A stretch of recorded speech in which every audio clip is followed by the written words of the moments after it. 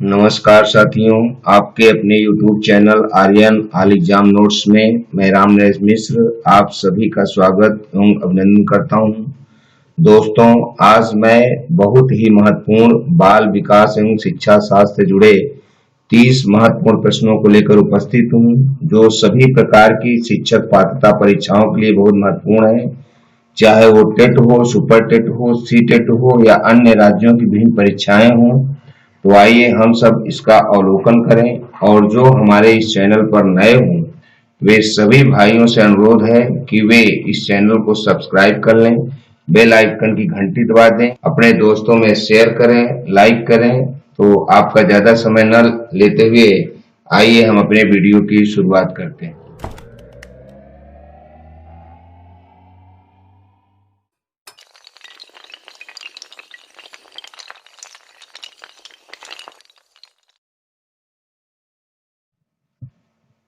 प्रश्नों की शुरुआत करने से पहले हम आपको बता दें कि प्रत्येक विद्यार्थी के मन की बात को जानना शिक्षक के लिए आवश्यक है, और खासकर जो शिक्षक पात्रता परीक्षा की तैयारी कर रहे हैं, उन्हें बाल विकास का अध्ययन होना बहुत जरूरी है, जिससे वे बालक के मन की बातों को समझ सकें और परीक्षाओं में उसके उत्तर दे सकें।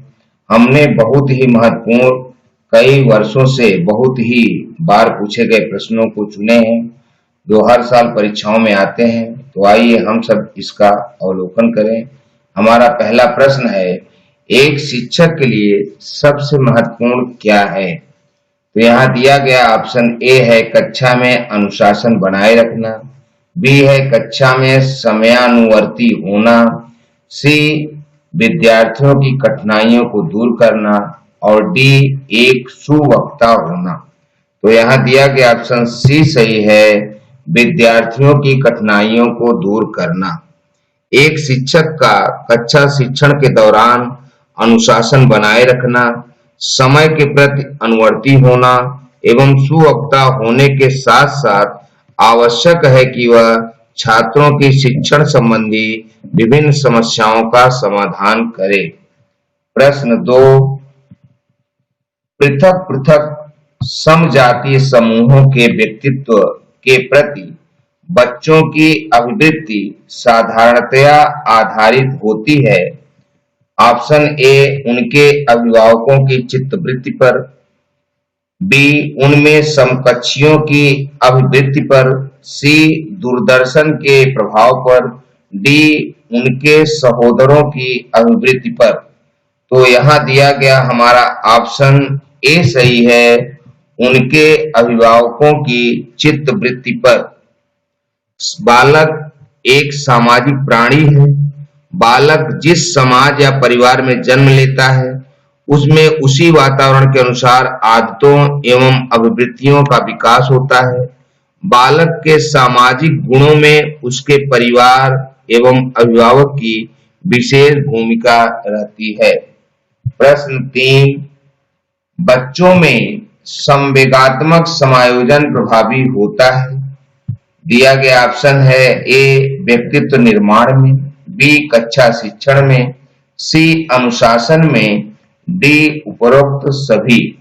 तो यहाँ दिया गया ऑप्शन डी सही है, उपरोक्त सभी। बालक में संवेगात्मक समायोजन, कक्षा शिक्षण, अनुशासन, व्यक्तित्व निर्माण जैसे सामाजिक गुणों के विकास में प्रभावी होता है। यदि बालक कक्षा तथा समाज में उचित प्रकार से स्वयं को समायोजित कर लेता है, तभी उसमें सामाजिक गुणों का विकास संभव है। प्रश्न 4, ऑपरेशन ब्लैक बोर्ड परिणाम था।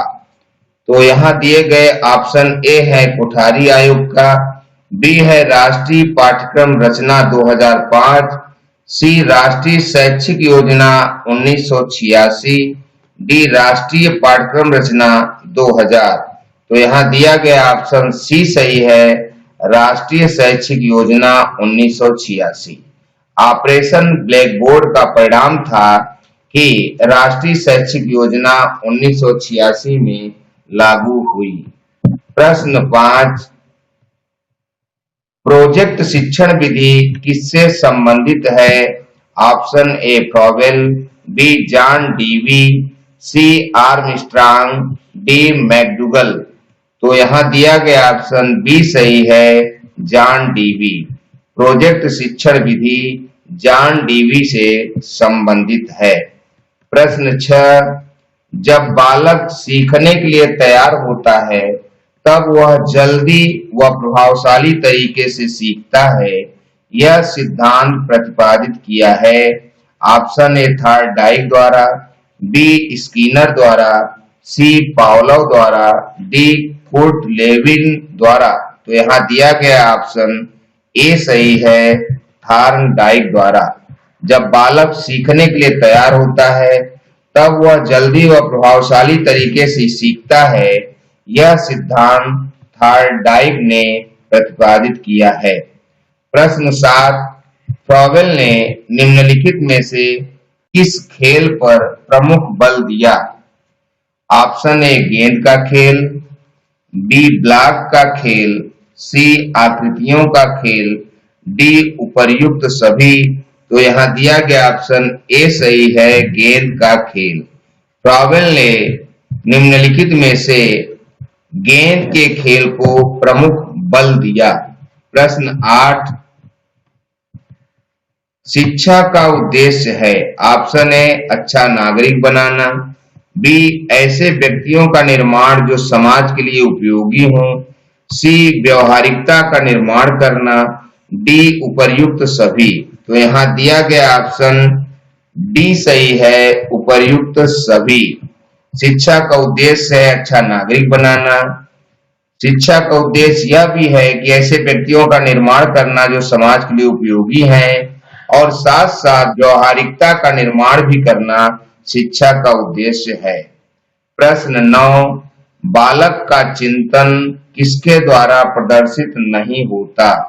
ऑप्शन ए आत्मकेंद्रिकता, बी सजीवतावाद, सी यथार्थवाद, डी वैयक्तिकवाद। तो यहाँ दिया गया ऑप्शन डी सही है, वैयक्तिकवाद। बालक का चिंतन वैयक्तिकवाद द्वारा प्रदर्शित नहीं होता, बल्कि बालक का चिंतन तब प्रदर्शित होता है जब उसमें आत्मकेंद्रिता हो, सजीवता हो, यथार्थवाद उत्पन्न हो, तो बालक का चिंतन प्रदर्शित होता है। प्रश्न 10, एक शिक्षक को कक्षा में कार्य करना चाहिए।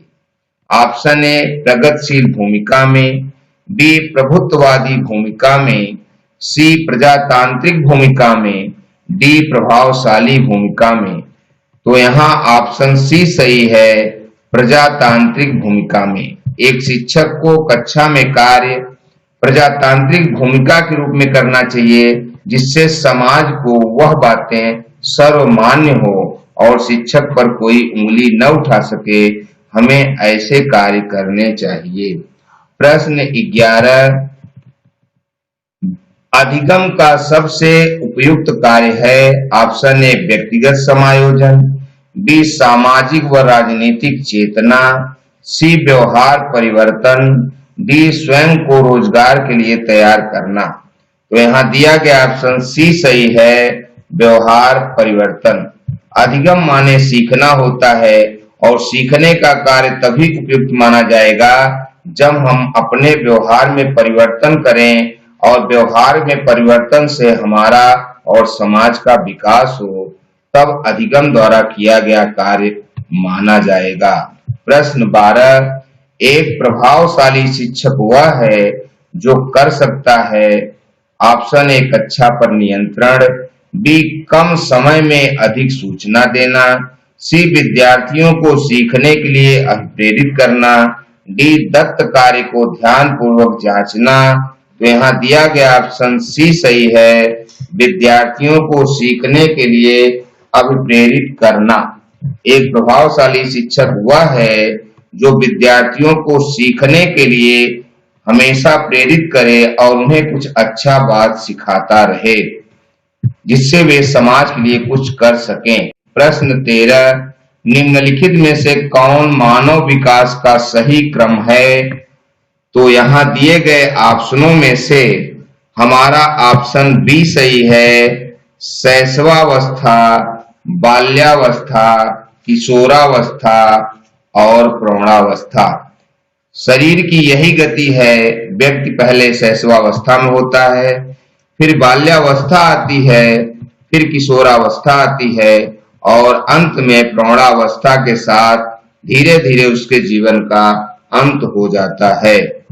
प्रश्न 14, व्यक्तित्व का समाजशास्त्री प्रकार का सिद्धांत दिया गया, किसके द्वारा दिया गया? इसके लिए ऑप्शन ए है हिप्पोक्रेटस के द्वारा, बी क्रेचमर के द्वारा, सी शेल्डन के द्वारा, डी स्प्रेंजर के द्वारा।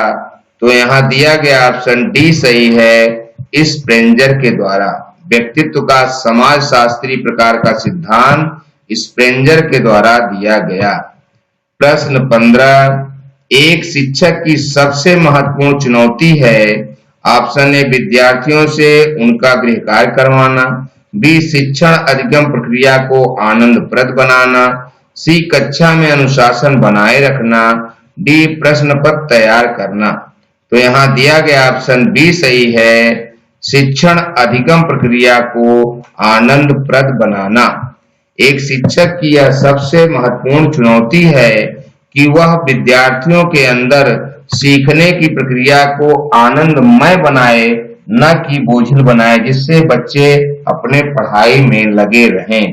प्रश्न 16, निम्नलिखित में से कौन पुनर्बलन का एक प्रकार नहीं है? ऑप्शन ए सकारात्मक शाब्दिक पुनर्बलन, बी शारीरिक दंड, सी नकारात्मक शाब्दिक पुनर्बलन, डी उपर्युक्त में से कोई नहीं।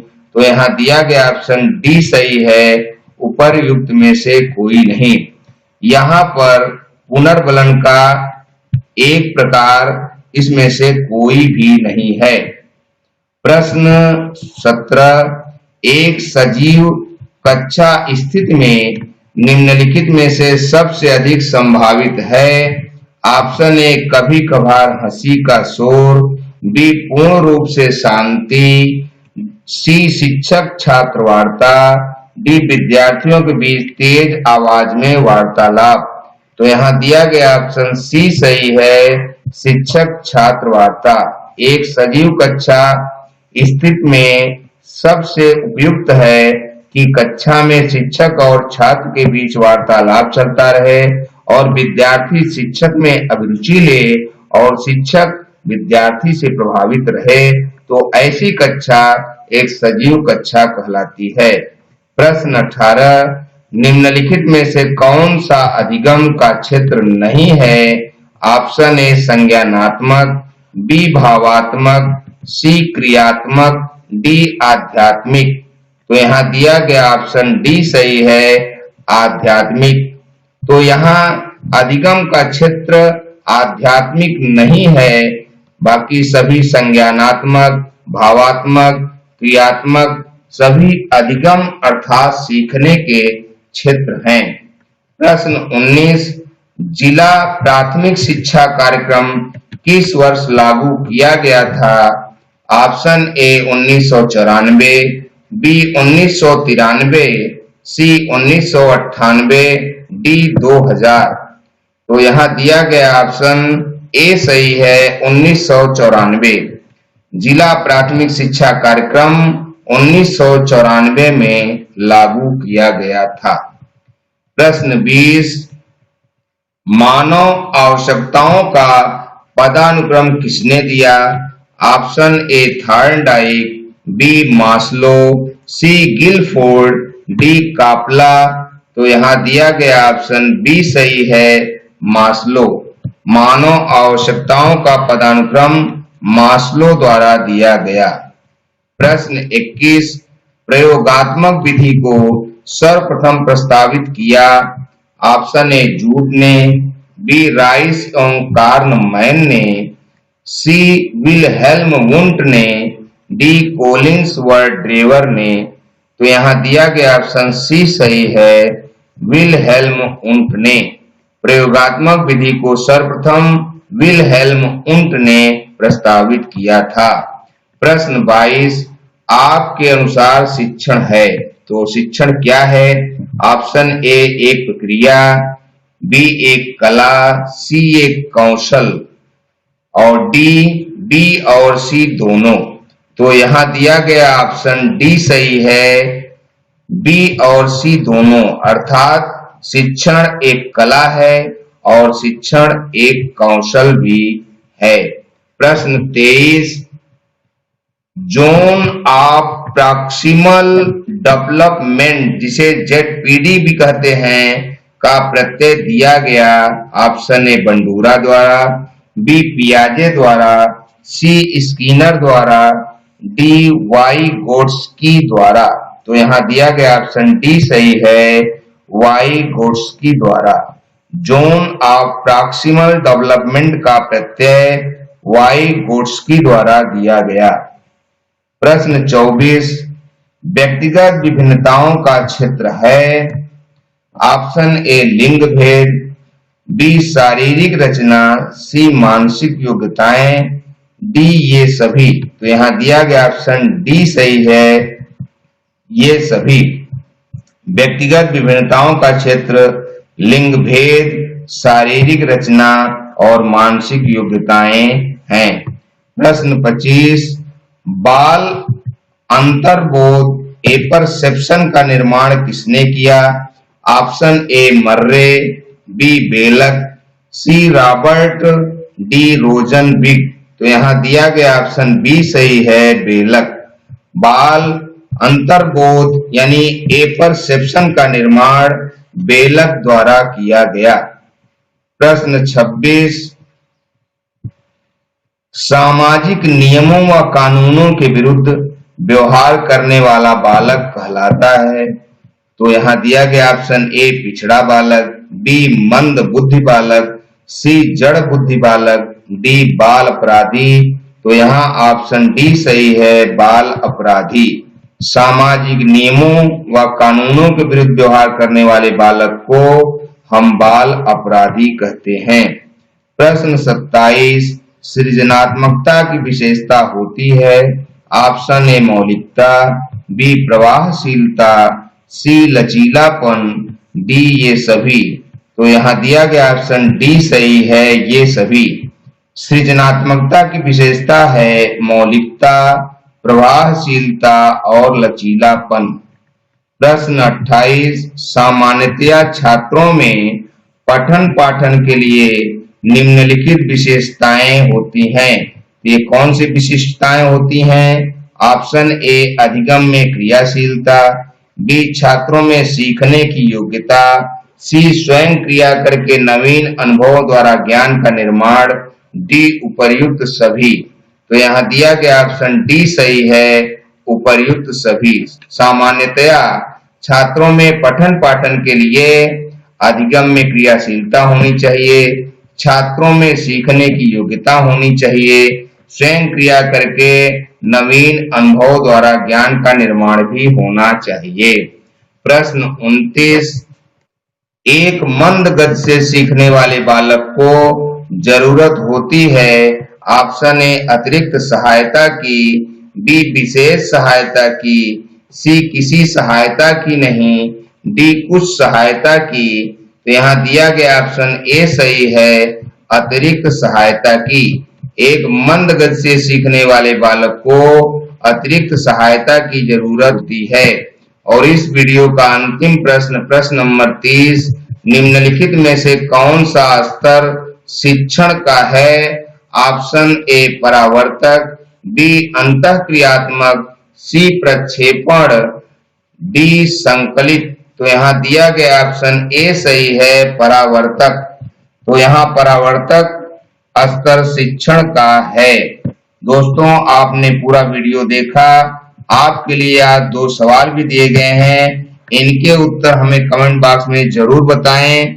आज का पहला प्रश्न है, जिला प्राथमिक शिक्षा कार्यक्रम किस वर्ष लागू किया गया था? और प्रश्न 2 है, प्रयोगात्मक विधि को सर्वप्रथम किसने प्रस्तावित किया? दोस्तों, इन दोनों प्रश्नों के उत्तर इसी वीडियो में छिपे हैं, तो आप इस वीडियो का अध्ययन करके इसका उत्तर हमें जरूर बताएं। आपके लिए शीघ्र ही मैं एक अच्छे वीडियो के साथ उपस्थित होऊंगा। तब तक आज्ञा दीजिए। शुक्रिया, थैंक यू, धन्यवाद।